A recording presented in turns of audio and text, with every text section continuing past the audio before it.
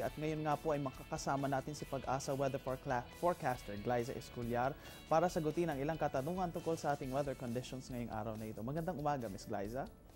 Magandang umaga rin sa iyo, Earl, at magandang umaga sa lahat ng nanonood ng Panahon TV.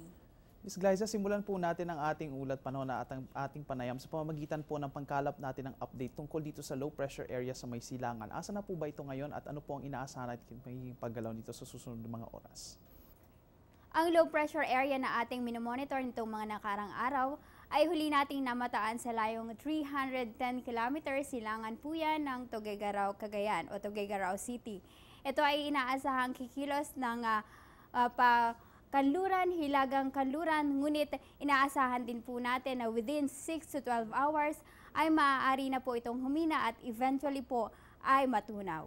Yun nga mga kaibigan, napakalinaw naman ipiniliwanag yan sa atin ni Ms. Glyza na maaaring matunaw po o mawala itong ating low pressure area sa mga susunod na oras at nagpapatuloy nga ito sa paggalaw nito patungo dito sa ating bansa o sa ating landmass. Ms. Glyza, mayroon nga pong ilang balita na nagkakabit nitong low pressure area na ito sa isang buhawi na nabuo sa may Cavite kahapon. Mayroon po bang katotohanan ito? Mari po bang bigyan nyo kami ng ilang impormasyon tungkol sa kung paano connected itong dalawang weather disturbance na ito? Actually, yung possibility ng buhawi ay pag merong severe thunderstorm. Pag merong low pressure area naman, mas malaki ang tsansa na magkaroon ng buhawi dahil embedded po o nakapaloob sa low pressure area o area po ng low pressure ang maraming thunderstorm or severe thunderstorm. Kaya posibleng konektado po ang buhawi kahapon sa Cavite sa low pressure area na ating minomonitor dahil ang trap po nito ay nakakaapekto dito sa malaking bahagi ng Luzon. Yun nga mga kaibigan, ay nagkaroon nga tayo ng medyo maraming thunderstorm activity kahapon at yan ang posibleng naging dahilan kung bakit nagkaroon tayo ng buhawi dyan sa may Cavite at magkakabit nga yan dito sa low pressure area na ngayon ay malapit na sa ating landmass. Ms. Glyza, ito nga pong ating LPI lumalapit dito sa bansa. Mayroon po ba tayong gale warning na inilabas ngayong araw na ito dahil malapit ng weather disturbance na yan?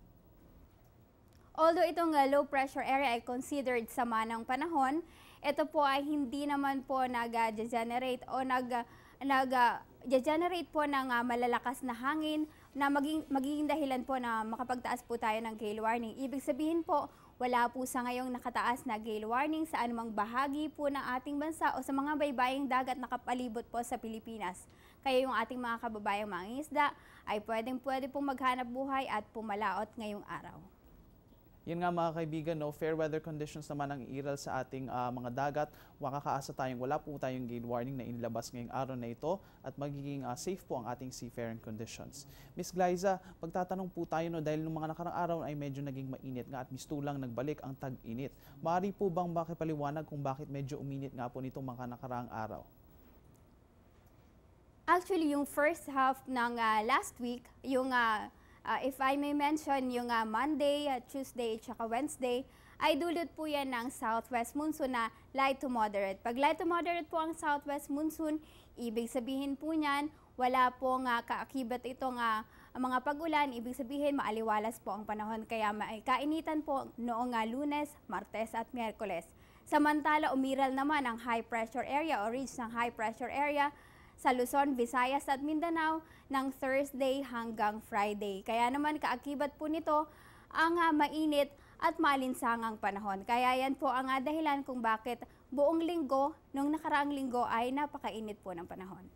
May mga ilan nga tayong factors kung bakit naging mainit noong nakarang linggo mga kaibigan. Yan yung southwest monsoon at yung high pressure area na nagbibigay rin ng magandang panahon dito sa ating bansa. Kaya naman naging mainit tayo. Ms. Glyza, isang additional question. Nagkaroon nga tayo ng increased thunderstorm activity nung nakaraang 24 hours. Bakit po ba nagkaroon tayo ng increased thunderstorm activity? Mari niyo po bang muling ipaliwanag kung bakit tayo nagkaroon ng ganyang weather disturbance dito, lalo-lalo na sa Maynila? Actually, since may low pressure area po tayo dito minomonitor, ay ang trap po ng low pressure area na yan ay nakakaapekto dito sa malaking bahagi ng Luzon and even po dito sa ilang bahagi po ng bansa.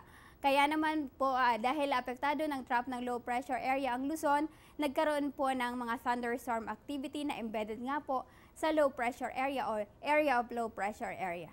Mga kaibigan, yan nga no, ang trough ng low pressure area ay kadalasan nagdudulot ng ng kaulapan na nagbibigay sa atin ng thunderstorms. Kaya normal lamang na nakaranas tayo ng increased thunderstorm activity. Saan po natin na kapag mayroong pagkudlat, pagkulog ay makaasa rin tayo ng malakas na pag-ulan at minsan ng pagbugso ng hangin. Ms. Glyza, ngayon po pong araw na ito ay ano po ba ang inaasahan nating panahon sa mga susunod na araw? Ano po ba yung weekend or weekly outlook natin for next week? Dahil meron pa rin po tayong minomonitor ngayon na low pressure area, ay apektado ngayong araw ng trough nito ang malaking bahagi ng Luzon. Samantala, sakaling ito po ay humina at matunaw na inaasahan po natin within 6 to 12 hours, ay susunod na mga araw ay maganda na po at maaliwalas po ulit ang panahon hanggang Biyernes po yan. At asahan na rin po na magiging mainit po ang buong linggong ito.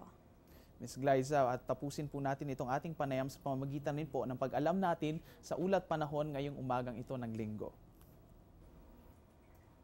Gaya nga rin ng aking nabanggit ulit, may low pressure area po tayong minomonitor dito po sa silangan po ng Tuguegarao, Cagayan.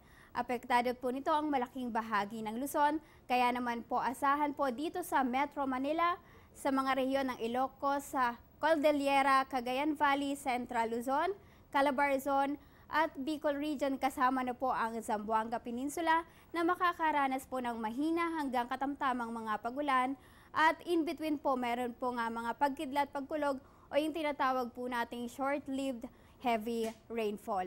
Samantala dito naman po sa ilang bahagi po ng bansa o natitirang bahagi po ng bansa pa ay inaasahan namang mas maaliwalas na panahon po ang inaasahan, at meron po nga may kainitan po ang panahon, at kung may mga pagulan man po ay mga localized thunderstorms lamang po ito o yung mga isolated cases na normally po nagaganap tuwing hapon o gabi.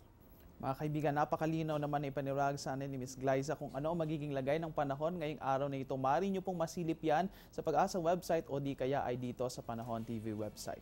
Maraming salamat po sa inyo, Binibining Glyza Escollar, para sa lahat ng impormasyon na inyong ibinahagi sa amin ngayong araw na ito.